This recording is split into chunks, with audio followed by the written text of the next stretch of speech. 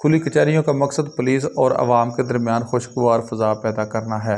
جرائم پیشہ افراد معاشرے کا نسور ہیں، ان سے ذہنی ہاتھوں سے نپٹا جائے گا۔ ان خیالات کا اظہار ایس ایچ او تھانہ علی پور چٹھا احمد بلال گوندل نے جامع مسجد عطائے مدینہ چوک میں کھلی کچہری سے خطاب کرتے ہوئے کیا۔ انہوں نے کہا کہ جرائم کے خاتمے کے لیے تمام تر وسائل بروئے کار لائیں گے۔ شہریوں کو تحفظ دینا اور جرائم پیشہ عناصر کو کیفر کردار تک پہنچانا پولیس کا فرض ہے۔ پولیس اور عوام کے درمیان فاصلوں کو کم کرنا، انصاف کی فوری فراہمی اور عوام کے مسائل ان کی دہلیز پر حل کرنا اولین ترجیحات میں شامل ہے۔ امن و امان کے قیام کے لیے عوام اور پولیس کی ہم آہنگی بہت ضروری ہے۔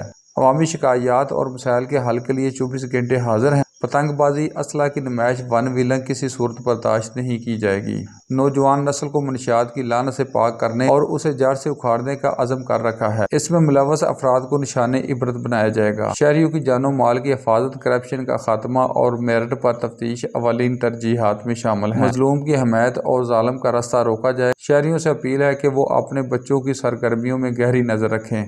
کیمرہ مین اویس نوید کے ساتھ نوید بٹ، AR نیوز، علی پور چٹھا۔